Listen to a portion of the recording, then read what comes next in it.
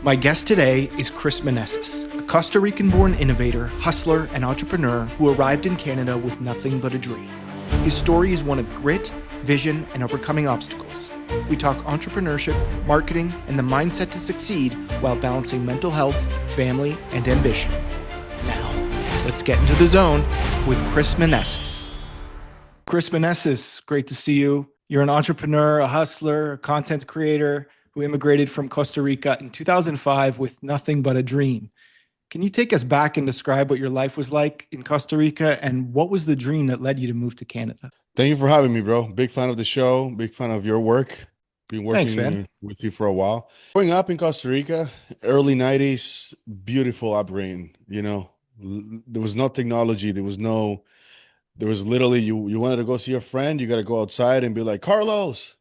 They'll come outside. There's no like texting, there's no group chats. It was just you get one friend and then you get another one. And all of a sudden, you have 5 kids knocking doors until the whole group is together, and then you go play soccer or do whatever. It was an awesome childhood, but but if you're a dreamer, if you believe in success, if you want more things out of life, unfortunately, Costa Rica, as beautiful as it is, and as probably more advanced than other Latin American countries, is still behind. Like, I believe that the Canadian dream and the American dream is still very, very real. And one of the things that really got my attention to coming to Canada is basically I saw a very luxury car. Like, I don't know if it was a Lamborghini or something, but it was something along those lines. And somebody said, I know here in Costa Rica, that's very impossible. But if you go to the United States or if you go to Canada, that's possible. Like, there's nothing that you cannot achieve in those countries. That really stood out to me. So And cars was always an important part of your life. it's not cars, is being able to achieve. It's like nothing is unattainable here. Like, you can achieve anything, even to this day. I believe that even in 2025, as much as people like to complain, the Canadian dream is still very, very real for anybody who wants to go and make it happen. Yeah, I agree. I know it's particularly difficult now, especially in a lot of industries, but I do still think in North America, Canada, and the States, you have the opportunity to live the American or Canadian dream, to start a business, to start a podcast, to, create content, to do all sorts of different things that weren't options before, that make running a side hustle that could become a bigger business more possible. The reason I ask about cars is because I saw your article in CEO Weekly talking about how you're disrupting the used car industry with your business. Can you talk to me about how you got into that space and how you're disrupting it? I can take you back even to how everything started. So, Yeah. big dreamer. I don't know if you still have the dream of like getting into the show business, but and this is how we met. You and I met up like over almost a decade ago. But I was a aspiring actor. I wanted to be, I wanted to be like Vin Diesel. That was my dream. That was like Vin Diesel, The Rock, like those sort of big guys led movies. Like that was even to this day, I dream of that. But obviously, like, you gotta be realistic. And even though sometimes you shoot for the moon, sometimes those things don't happen, and so you still gotta pay the bills. What happened was I got cast for a commercial for a Toyota dealership. And this is the time where I was really struggling financially. You had to audition so many times to get just one gig. So I got this one gig. It was like $600 for the day. And I played the role of our car salesman. This was just your local Scarborough Toyota dealership. So I do that, and I do a decent job. I'm showing the car. I look like a salesman. And I think at the time, honestly, I was making like $1,800 a month, working at a grocery store part-time and little acting gigs, music videos here and How old there. were you? 25, 26, actually 26.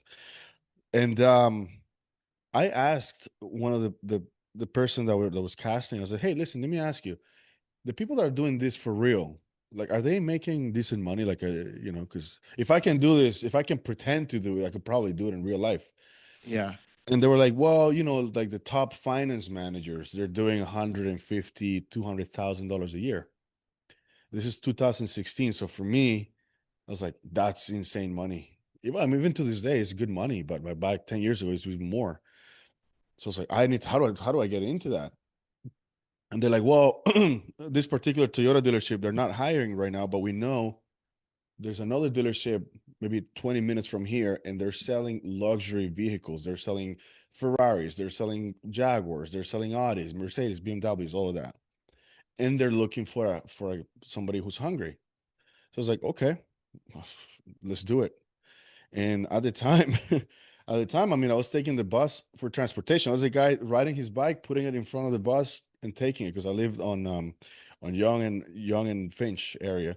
So yeah, I met with this gentleman at the luxury dealership. And I was very honest with him. I said, look, I don't have any knowledge of cars. I grew up in Costa Rica, don't really know much about cars. I couldn't tell you what a four-cylinder or six-cylinder is. Don't know any of that. All I know is I'm very hungry. I'll do whatever it takes. And people, for some reason, like me. I'm very charming, very charismatic, very disarming.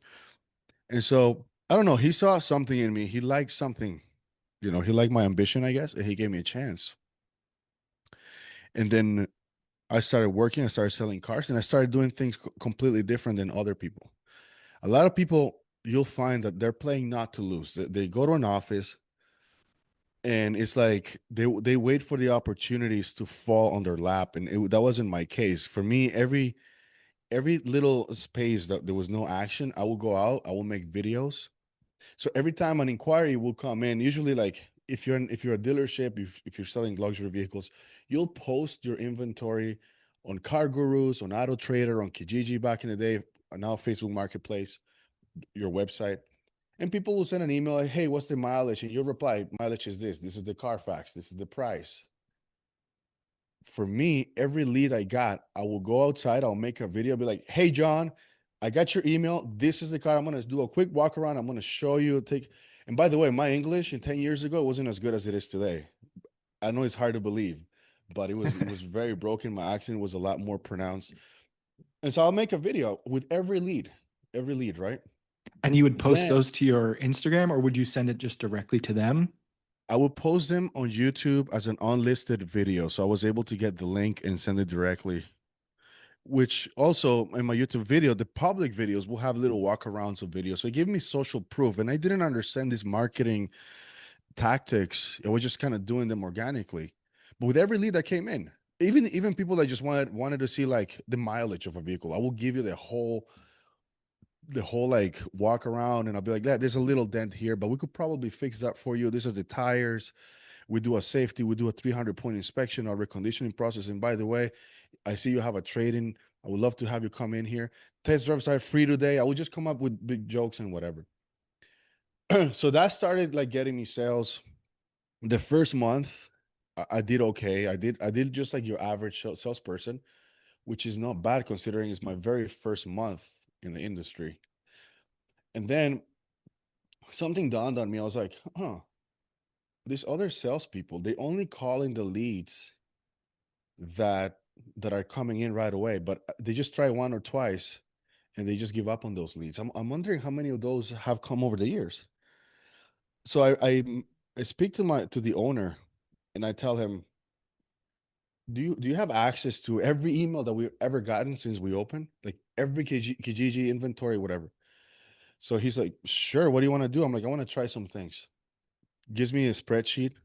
It had about 30 or 40,000 leads, Wow. historical leads. And on the spreadsheet, you could see it was name, email, phone number, year, make, and model of the vehicle, or whatever. And so this is the part where people don't usually do. They don't usually put their own money. God forbid you spend $15 on something that's going to help you in your job, right? Like people will complain all day about a mouse at their office. They don't even spend $20 to get a mouse that's like comfortable for them, or they don't even buy their own batteries. That's the kind of stuff that I encourage people to do. He gives me a spreadsheet with 40,000 leads. I'm not familiar with Excel, but again, I'm a hungry person. So I go to YouTube and I start learning Excel. I start learning formulas. I start learning how to do lookups and all that. I learn about CRMs. And so what I do is I upload all this whole list to a CRM. The CRM was $150 a month US. Can you explain what a CRM is? A CRM is a customer relationship management system, which is it's like a spreadsheet on steroids. Because with the CRM, you have the same data that you would have in a spreadsheet, but you're able to filter it, make lists from it. You're able to use communication tools to then contact those lists. So think about a spreadsheet, and you see a profile, like a first name, last name, and you're able to click and send an email. And you could do bulk actions like bulk emails, bulk text messages, power dialing.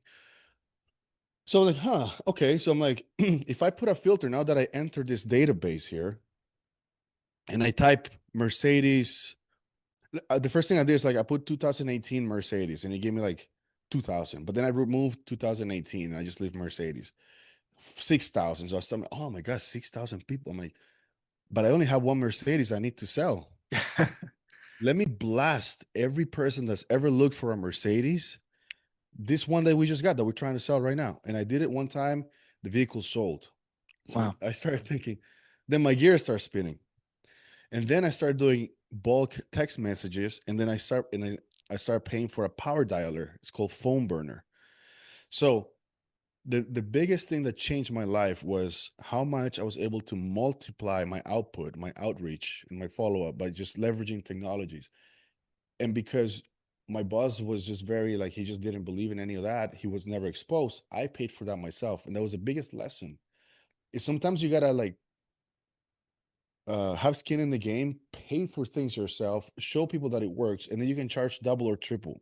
If you're enjoying this podcast, do me a favor and hit the subscribe button. It's the free, easy way to support the channel, and it lets the algorithm know that I'm not just talking to my mom. Thanks for being a part of this journey. Now, let's get back into the zone. And so what I did, I paid for the software. I think the first month I spent about $300 in all these little extra expenses. But I became the top salesperson within 3 months of being there. I was doing 25, 30 cars a month.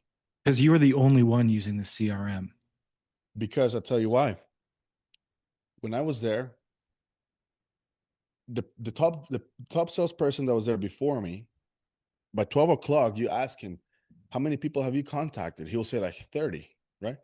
How? Because he would have pieces of paper, a box phone, and he will dial every number, call, leave a voicemail. So he would spend 3 minutes per reach out and type out an email. With me, it's like I would write one template, send it to like 5,000 people, write a text, send it to 1,000 people, and hit the phone dialer and do 100 calls an hour. And so by 12 o'clock, I've already contacted 10, 15,000 people as opposed to 30. It's a huge, like it's a massive output on my side. So you're Yeah. really leveraging the technology and the resources that are at your disposal already, but also hungry enough to pay for a system to give you an advantage. And also too, I mean, spending in the dealership, you're working from like 9 to 8, it's 11 hours a day. Who's going to spend a Sunday watching a 4-hour webinar on how to use the CRM, how to get them to talk to each other, how to create APIs, which is a way for different softwares to talk to each other so they synchronize, how to do all these things. I started mystery shopping every other dealership because I had the language barrier. So I couldn't really do copywriting for my emails. So I started stealing the best emails that I was getting when I was shopping competitors like Approval Genie or the regular Mercedes dealership, right? All of these things I was able to have a bunch of like email templates and all of that. It's just me like thinking and just being hungry. Because once I got my first commission check, I was like, this is it. I got to run with this. And so, yeah, 3 months later, I became the top salesperson there. I was averaging 25. My best month there was like 30 cars in a month, which if you're doing retail is pretty decent. Back then, it was pretty. It was good numbers. And so, yeah, I mean, that's sort of like the beginning. And then the story gets much better, but I'll give you some space for questions before we get into the Yeah, crazy part. yeah. I want to get into the crazy part. That's the fun part. But the used car industry is like notoriously competitive, right? There's so many people trying to sell used cars. There's people doing it independently on Kijiji and Auto Trader and other places like that. So to find a little niche or a little untapped market and way to sort of tackle, I guess reaching out to broader audiences and using technology to do that, I think is really clever. And finding it and doing it in that really creative way, I think is speaks to your tenacity and to the fact that you are hungry. And obviously, there that uh, boss who hired you saw this in you, and so that's the really cool thing because I think that can translate not only just to your industry but to a lot of different industries. That hunger is so important, and people can tell if you have it or you don't. It's important, man. Like that hunger should never go away. And for some people, they reach a level of success and then it goes away. They reach that 10K a month, then they stop. 20K a month, and then they stop, right? You can't ever let that. That's why the goalposts should keep moving. Because once you get to a point where like money is really good, you want to start looking at other things like impact and in other areas that you can that are more meaningful to your life as well, right? Yeah, what do you think about balance? Because I agree with you that you want to keep the goalposts moving because you never want to like reach the top of the mountain and then just stop. You always want to find the next mountain. You want to climb the next thing. But what about balance? What about things like hanging out with your family and friends and relationships? Like how do you find balance in the hustle? Well, I think you have to schedule those things because you owe it to your family. Grant Cardone has this quote, success is my duty, my obligation, and my responsibility. That's your duty. It. I'm a Christian, and I believe in God. And so the reason I say that is because the way I say these things is like if God gives you these abilities that you can perform well under pressure, that you're resourceful and all of that, you can't let those go to waste because He gave them to you for a reason, right? And so yeah, is it nice to spend a lot of time with your family? Yes, but it's a better to just spend like a Sunday with them that is a high quality Sunday that you can help. Uh, like your presence is good, but like when you're actually able to help your cousin who couldn't make the light bill and you could help, where you could assist people with mentorship. There's a reason why God gives you this mountain is because you can't move it. Is because you have the skills. And so for you to settle or for you to start partying, that's when things start to go wrong. Do you think that those skills are intrinsically, to use your words, God given, or could just be sort of like a genetic predisposition to be a hard worker? Or is that something you have to build? Is that something that is like a mindset shift that you have to sort of work towards? It's a good question. I think I think it's a combination of both. I think it's nurture and nature. Mhm. You could have somebody like myself, like I lived in Malton.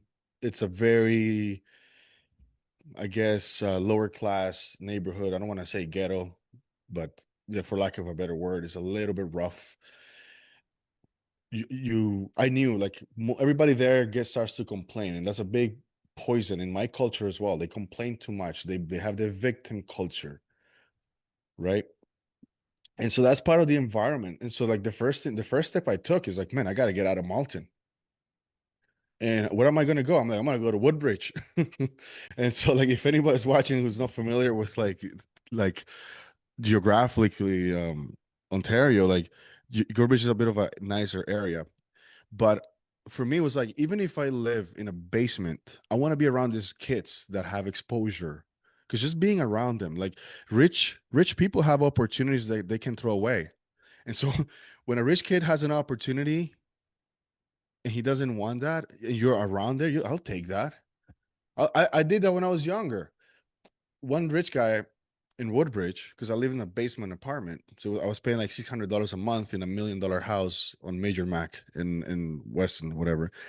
But this kid's his family own a construction company, and they wanted him to just stand by the construction site with a stop sign and flip it every once in a while. It says slow.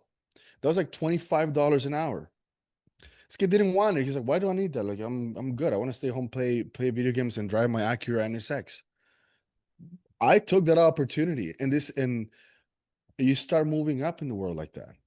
And so, to your question, if this is nature, I think there is. I think my family has that drive. Like the Meneses have that drive of resourcefulness, but also to your environment, man. Like you need to change your environment. Like if you're, for example, there's pros and cons. Like I lived in Toronto for a very long time, 15 years of my life. Now I've lived in Ottawa for 5 years of my life. I see the pros and cons. For example, in a big city, in a big city like Toronto, you'll have, this is why I go on tangents a lot. So you can circle me back. That's okay. Donald Trump calls it the weave. So I just go on the big weave. Just like I talk about it and all kinds of stuff. But what I wanted to say about big cities, yeah, I got a city like Toronto. What's the positive? Positive is, bro, you could say that you want to do this, do that. Nobody's close-minded there. Your goal is to be an actor, whatever. You will have support. 100% you will. And that's a really good thing about a big city like Toronto. It's like entrepreneurship, hustle mindset, everything is possible because people have done it, and the people have done it live in the city, right? The bad side of it is the one-upper culture. They have to keep up culture. They have to get in debt so I can drive a car because they're gonna judge me culture. I gotta get my girl a Gucci bag because they're gonna judge me. The party too. The party gets bad. It's a lot more distractions, right? So that's this downside. So, and in the big city, you might not have those downsides. You don't have that one-upper culture, but there's also very close-minded. Like somebody in Ottawa is starting a YouTube channel that is gonna get very criticized a lot more than somebody in Toronto. People here are very close-minded and they'll keep you sheltered. I think is a very important thing for anybody that feels stuck to figure out how to get out of your environment. Because I'll tell you why. Would you care if somebody 5,000 kilometers or like even 600 kilometers away from you, what they think about you? Probably not. You care Usually less you, than people who are in your immediate area, for sure. exactly. So imagine you moved. Would you be willing to take more chances? Imagine you live in a place where nobody knows you. So you feel like you can start from scratch. And when I moved to Ottawa, I'm like, this is a new start for me. And and you have to have your own back. Like, dude, like you're gonna be cringe. So you have to embrace the cringe, have your own back, and and don't be afraid to fail. I felt, look, bro, I'll be honest with you. This is the Canadian dream. When I met you, I was working, I don't think I was working at the car dealership. I don't know, maybe. It was around that time. I might have been working at the grocery store, Longo's. But regardless, I was probably making $20,000 a year. This year, my year to date is close to 500,000. And I'm not saying that to brag. Mind you, it's gross. There's business expenses. I have employees, whatever. Still, But that's amazing. right, the Canadian dream is very real. But you know how many times I failed? I say that I'm on my way to make $500,000 this year, not to brag. And it's not because I'm better than anybody else. I hustle a lot, but I'm also like willing to look ridiculous sometimes. I'm willing to fail. I'm willing to get doors shut on my face because all you need is one or two that open up for you. Yeah, for sure. I think that this is something that's come up. I mean, this is only like, my first dozen podcasts that I've done, but this is something that's come up over and over again because I'm interviewing a lot of creative people, a lot of business people. And the thing that I hear over and over and over again is be comfortable with failure. Get ready to be rejected because you're going to be rejected. And being able to handle that, being able to pick yourself up from that and, dust yourself off and keep pushing forward seems to be, at least in the 10 or 12 podcasts I've done so far, it seems to be the common theme throughout all of these successful people is that like they are not afraid to look dumb. They're not afraid to put it all out on the line, and they're not afraid to get, kicked in the teeth and keep pushing forward. So, I admire that about a lot of people. I admire that about you. I think that's such an important quality, and also betting on yourself in the way that you're describing. 100%. Betting on yourself and, wanting to prove to the world that you have something to offer and having that hunger. I think for me, it's like I definitely feel an innate sense of, I don't know if ambition is the word, but like a desire to be successful. I think that's like something that's just built into my DNA. And maybe there's some nurture in that as well, but it does feel like that's like a nature thing for me. And not everyone has that. And I'm not saying that everyone needs that. I mean, a lot of people are happy doing their own thing. Um, but for me, that's always been something. I've always had this sort of entrepreneurial spirit. I want to just circle back a little bit and get it back to your sort of timeline. So you're working at the car dealership, you're the top salesman, you're leveraging these technology systems that other people aren't using. How do you go from that to where you are now? Are you still in the car business? Yeah, it's probably where 60% of my income is coming from at the moment. Okay. Talking about failures, the faster you want to rush those failures because the faster you fail, the faster you succeed. I was on my way to like making decent money. I think the first year in the car business, I made $80,000. Never made that in my life, you know. And I go through some personal stuff that happened. So in 2019, the luxury vehicle markets, remember I was selling luxury cars. The market was getting destroyed, especially in Markham, which is what the dealership was. And so the owner made a decision to close the store and shift and pivot to still remaining in the car business, but pivot to like subprime or bad credit financing type of business model, which is like your Canada Drives business model. At the time, I was going through a very life-changing moment. I was going through a separation. I was engaged. I spent pretty much a lot of my time thinking about the family that I was going to start. I spent a year saving every dollar I can to buy a house, to get engaged. And in the blink of an eye, it all went away. And without getting into too much detail, I didn't see it coming, as usually it is the case for men. And on top of me getting those big news, I get the news that I'm probably going to lose my job. So now I lose the love of my life. I have a house that I just purchased 6 months ago. I'm heartbroken. I'm financially stressed, and I don't even know what to do with work. The owner of the dealership, he told me, well, we're gonna open up a location in Ottawa. Ottawa, the market is more stable. Ottawa is known for having like its own economy because it's a lot of government workers. And the problems that we're having with the dealership, we might not have them there. On a side note, when you're in finance, it's very hard in a big city. The big city has a lot of immigrants. And nothing against immigrants. I'm an immigrant myself. But when you're selling high ticket items, and a lot of them, I would say the majority of people finance vehicles, you can't finance cars to somebody on a student visa. And so you're getting a lot of people up trying to buy a car, and it wasn't working. So we had to close, move to Ottawa. And he made me a good offer. He offered me a six-figure salary. He paid for my home for a year, and he gave me a nice BMW, like a 5 Series to drive. And this is like a bonus essentially for moving, for relocating to You Ottawa. fire everybody, and I said, if you want to, either you have two choices: you move to Ottawa, 100,000 a year, free BMW and a free apartment, or you find another job and we part ways. And it's been great working with you. And I don't know, it was a blessing. I mean, I was going through a breakup, so I was like, man. So I was like, okay, I have to go. Like I have no choice, and I don't even want to be in the house. I'm grieving at the time. Breakups It's are really hard because you're mourning a loss. You go through stages of grief as if the person is dead, but they're not dead. They're alive. But you love them with all your heart, but all of a sudden you can't even talk to them. So it's very weird when you're grieving. But sorry, I, you were. yeah, no, I think a lot of people can resonate with that. I think everyone's gone through a breakup Yeah. that feels that way. But what I just wanted to point out was it was interesting is that uh, at the beginning you mentioned this idea of getting away, going to a new physical space, and Yeah. that's something that you did here uh, as a sort of a new opportunity to start over. Just interesting that keeps coming up. Yeah, it's been my life, and I don't I don't want to like blow your mind, but I mean Christopher Columbus. I always think about new beginnings. I got the ship tatted on me, you know. I just believing that, you know. But Yeah.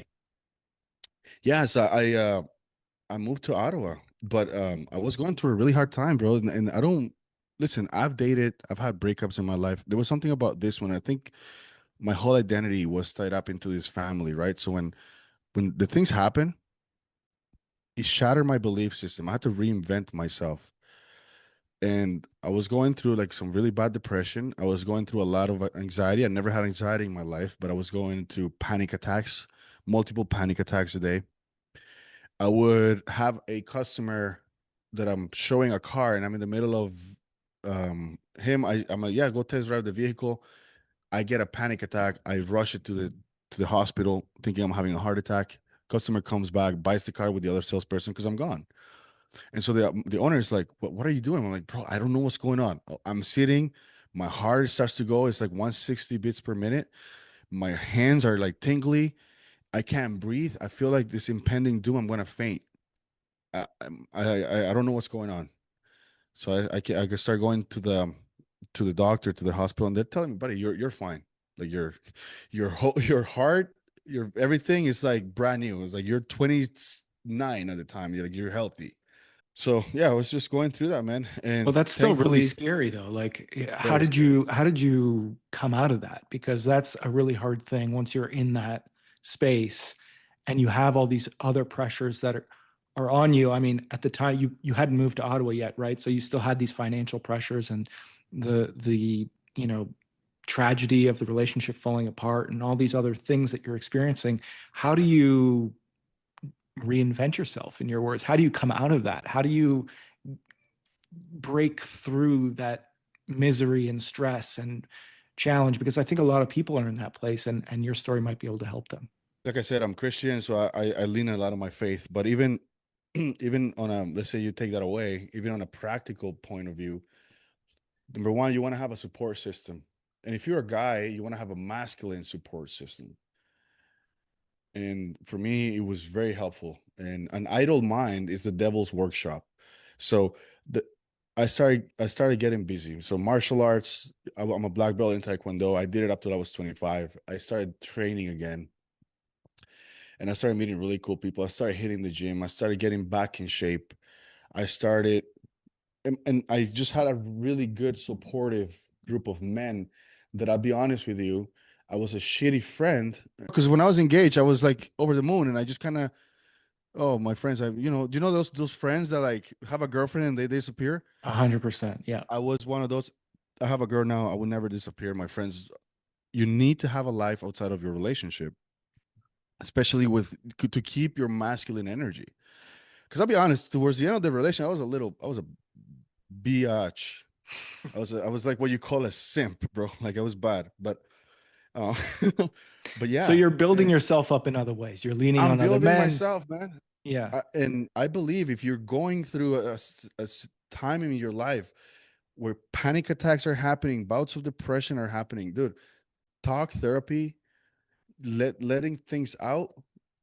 So talk therapy works, and physical exertion, like hitting things, man, going to the gym, getting out. I believe I love my dogs. Dogs. If listen, bro, like if you're a single guy and you're getting anxiety and you have depression, I promise you, if you have a little dog and you go for walks, that is gonna go away like 100%. When a dog holds you and they hug you, like it's a cure for everything. But talk therapy, man. Talk Yeah. to a professional if you have the money. If not, get some good friends. And there's some good people out there that will help you. I'm Some glad to community hear you support. say that because I think talk therapy is, especially for men, something that feels taboo or weak or Mhm. something that a lot of guys would associate with this idea of like being feminine or being, I No, don't know, just weak or just not something that they need to do.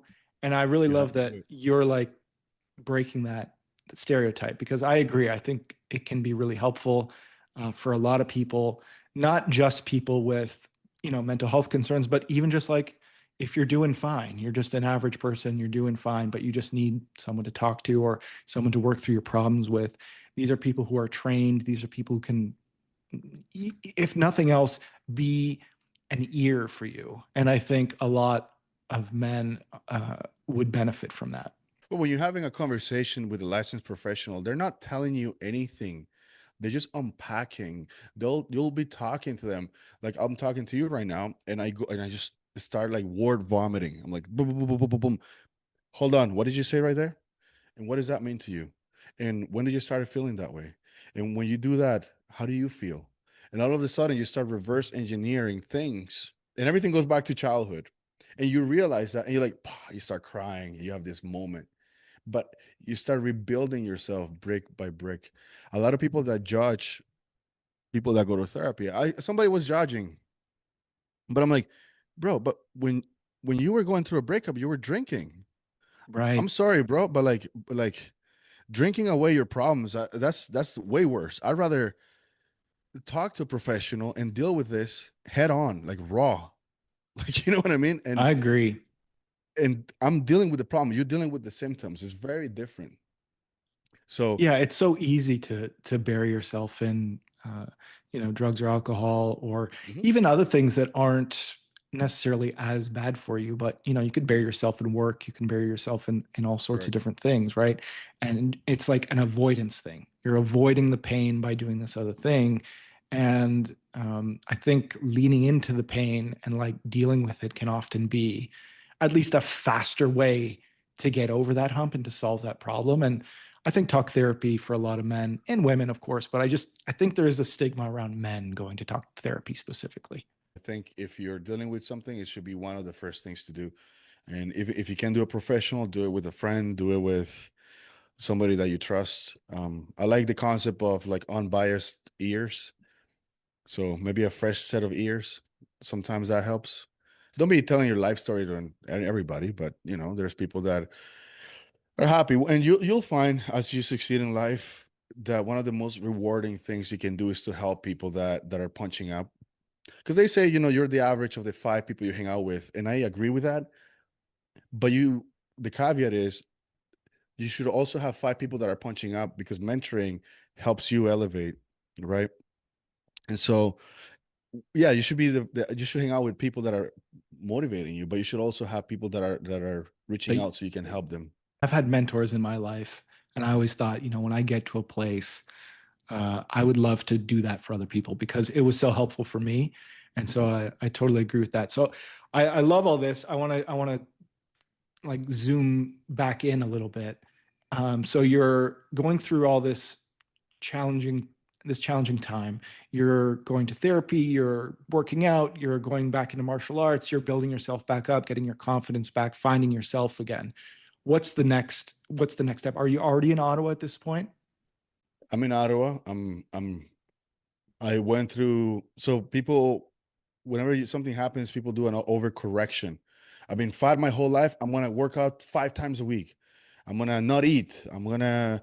It's and you'll find that sometimes it's better just to ease into things. And so what did I say that is because heartbroken, it starts being dating all the time, dating, dating, dating. But I'm in Ottawa and I'm dating. I'm getting my confidence back, this and that, and putting that aside, business starts to go well here. I'm crushing it because that never went away. Like I was still capable. I still had all the knowledge. I was, I had all the skills that I stacked from that, and I always have this thirst to learn. I'm always learning new skills. So are you So running the Ottawa dealership now, or are you a yeah, top salesman at that dealership, or what is the role that he put you in? I was sort of like an operations manager, like a sales operations manager, because my system became so well. Oh, it got to the point where like my system worked. So like you got to roll this out to the whole team. I mean, well, that's gonna need training, onboarding, supervising, all of that. So they're like, okay, well, what we do, we'll pay you a percentage on every deal because you're gonna be hands on with everything. You're gonna be able to catch was the leads that are falling through the cracks. Every person that comes in for some reason they don't buy anything, you're gonna take them, you're gonna speak to them, and you're gonna see if something happens. And so I was getting paid on absolutely everything. I was giving a percentage of revenue split, 5% of the whole dealership. So, dude, like I moved to Ottawa and then I went from like 80,000 a year, all of a sudden 120 in a year after. And every year it keeps going up and up and up. And then COVID happened, right? COVID happened, the lockdown happened.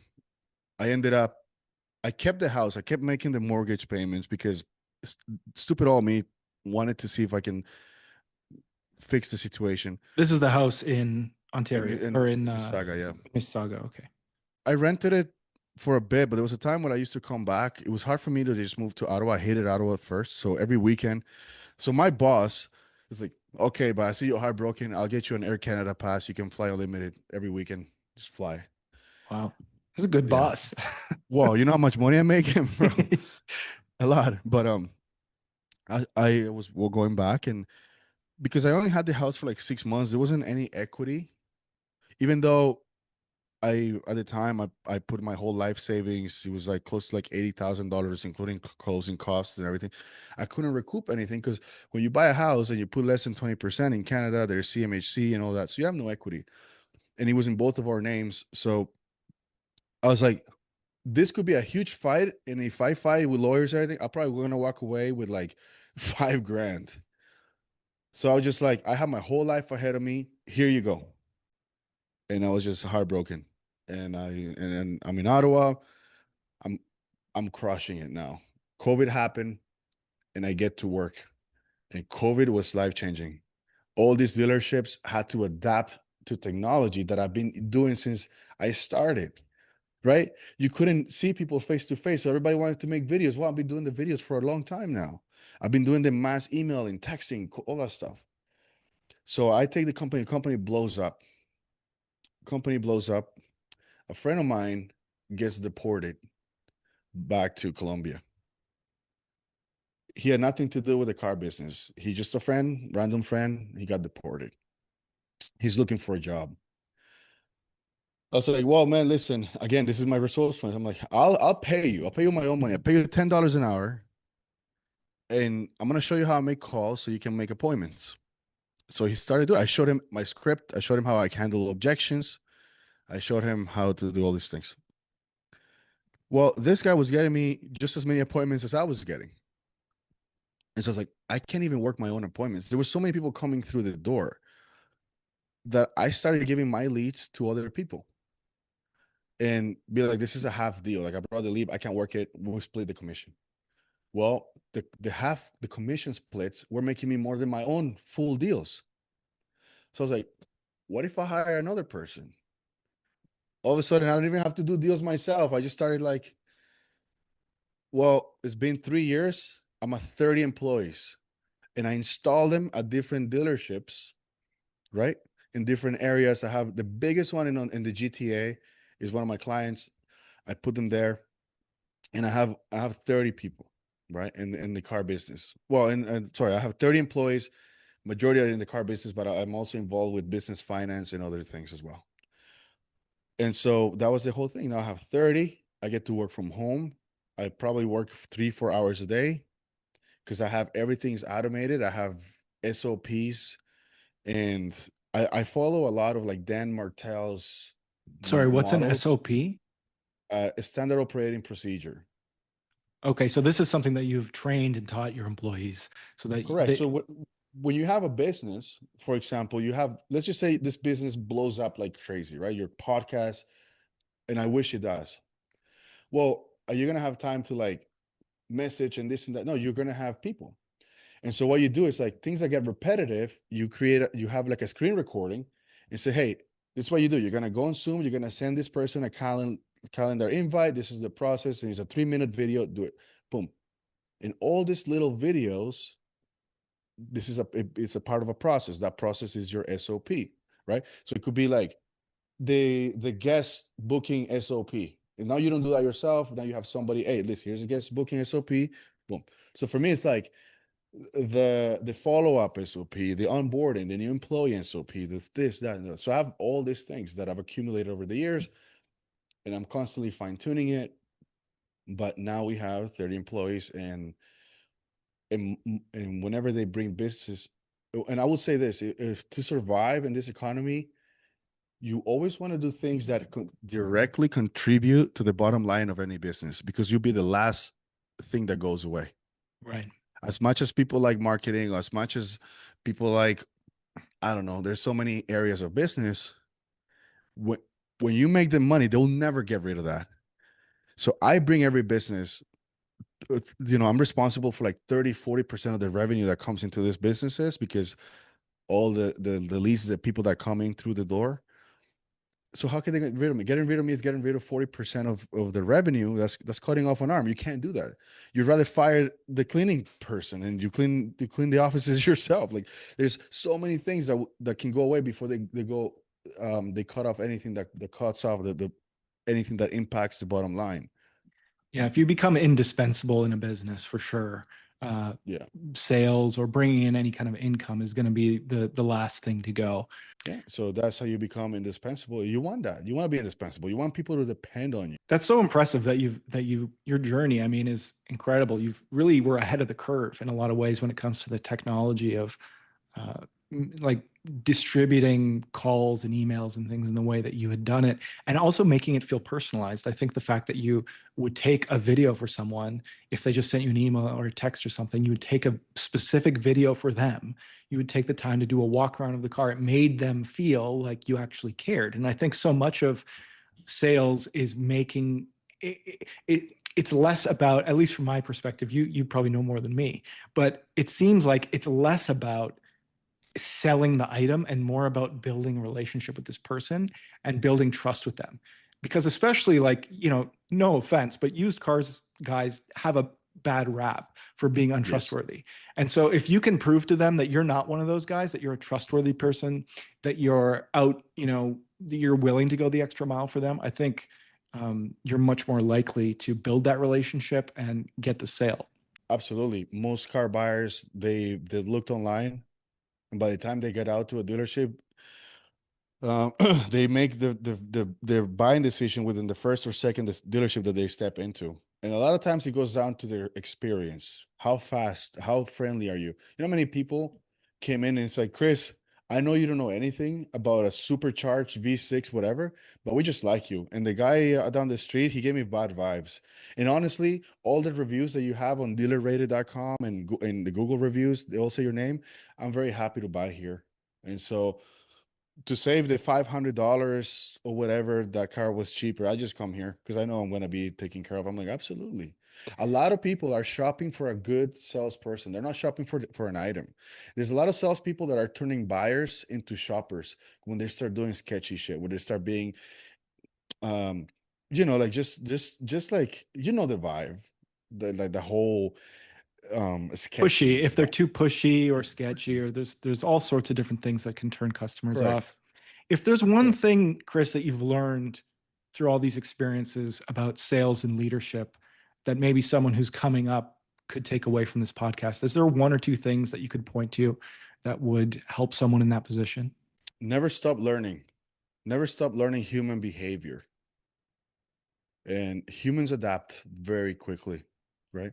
What worked in 1995 is not going to work today. You have to have an open mind. You never 100%, like, you never graduate this. Because when you think you know everything is when you stop learning. And you could be the top salesperson. I could be a top salesperson. I will never, and I put this on record, bro. I'm 35. Let's check in with me when I'm 45. I would never ignore a 19-year-old person that has a suggestion for me. That has, hey man, I have been doing this new social media. I think we should try this. I think we should try that. Because that's the reason why my boss, that you said he was very generous, which he was, and he's a good mentor. I still talk to him to this day. Multi-million dollar guy who was the first millionaire who ever listened to me. I'm like, hey man, I think we should try this Instagram thing. I think we should do this. And he listened and he saw how much he worked. By the time it started working, he's like, here's my Amex, it's unlimited. Anything more than $5,000, just let me know. I trust your judgment. So the businesses that don't succeed are the blockbusters. They're like, no, we've been doing these things. Netflix came in and they try to convince them to do this thing differently. That it's going to revolutionize the industry. No, no, we blockbuster.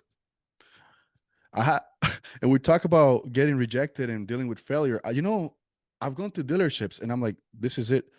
Well, what makes you so special? I get those questions.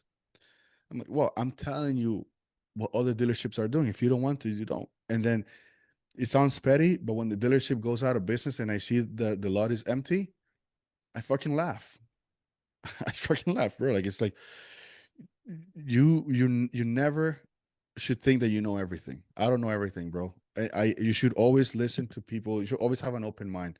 Somebody tells you about a book, like look into it. Somebody suggests, hey man, you should try, like a young person in your company that just started out. It could be the cleaning person, it could be the lot boy. It doesn't matter.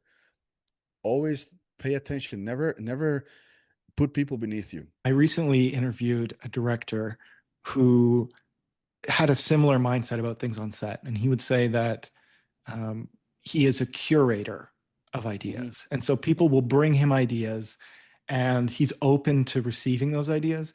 Ultimately, whether or not they get implemented is up to him, but Yeah. he described himself in that way as a curator. And so it's like, yeah, I'll listen to anyone, and whatever the best idea wins. And I think that's a really good system. It sounds like similar to what you're describing as well. Right. Chris, I want to thank you, man, for being here. I think your story is really inspiring. I think a lot of people can learn from you as an entrepreneur, and I'm just really happy to catch up and to learn your story, and glad to hear how successful you are and how well things have been going for you. I have one last question because I like to end the podcast by asking about a time, I guess, stepped outside their comfort zone, either personally or professionally. And I think you've described a bunch of times already, but is there one that sticks out in your mind? Getting into car sales, because I also was working as a security, and I had a salary and this and that. So leaving that for a full on commission job, nobody believes. Nobody believes. It's too like there's two times where I made a big jump and it never ends. I like me talking, it never ends, but I'll end it quickly. Leaving my regular salary job to be 100% commission, and then leaving my job to open up a business. Paid off because I bet on myself. So you should bet on yourself. A lot of the stuff that we've talked about today is outside of the comfort zone of most people. Life begins at the end of the comfort zone. 100%. Couldn't agree with you more. I mean, Yeah. even just leaving your country, coming to a Yeah. new country, that's a comfort zone issue right there. I mean, starting in a new business that you have no experience in. I mean, you said yourself you didn't know anything about cars. And so it was pure hunger and pure ambition and motivation that drove you to learn this, and staying hungry and learning on a consistent basis, I think, is what's proven your success. And I think that's really awesome. And I'm glad that you could share that story with us. I'm happy, man. I'm happy that those stories can happen here in Canada. Canada is a beautiful country, and I think it's still a land of opportunity. Despite what people say, I would always be grateful to this country. I think for a lot of immigrants like myself that come here for that, not for the handouts, which is a whole other podcast that I can go on. If you come here because you have dreams, they can happen in this country. This country is awesome. It's really, really good, man, for stuff like that. I couldn't imagine this life in Costa Rica. Like I told you what I'm doing right now, my neighborhood. And dude, like I didn't even finish high school. I had to like take an admission test to go to Humber College, and I'm living like with doctors, lawyers, real estate agents, and I'm like, I I feel like a fraud. And this could be the segue for maybe for a future podcast. Is a lot of times, man, you hit these milestones and you feel it's I don't know, they call it imposter syndrome. It's like, who did I lie to? How am I here? How do I get to drive this car and live in this house and this and that? And how are all these people like? I don't have to. I have 30 employees and it's like, okay. And that's, I guess we'll leave that for a next podcast. Well, you know what, man? I got to say, I just from hearing your story, does not sound like you're an imposter. It sounds like you earned every piece of it. So Thank good you. on you, and thanks again for being here, man. I appreciate talking with you. Let us know where you're at. Well, I'm on Instagram, Chris BizDev, but you can also go to school if you like school. There's a school program. It's called the School of Unplugging, and you can find me there. I work with Richard Cooper. He is a big host, a big YouTuber. He runs the channel Entrepreneurs and Cars. So I'm sort of the operations manager of the School of Unplugging, and we teach all of this mindset and sort of business lessons and everything. Awesome. Yeah, I'll put the link in the description so everyone can find that. Awesome, brother. I really appreciate it. Chris, thanks again, man. Thank you, brother.